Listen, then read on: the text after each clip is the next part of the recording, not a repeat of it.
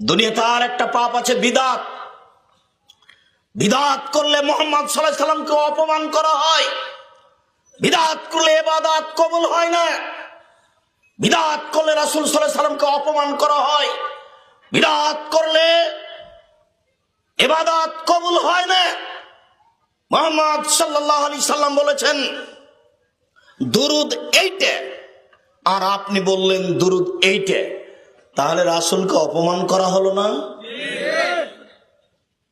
অবাক কথা, মানুষ অসুস্থ হয়েছে, তাকে দেখতে যেতে হবে।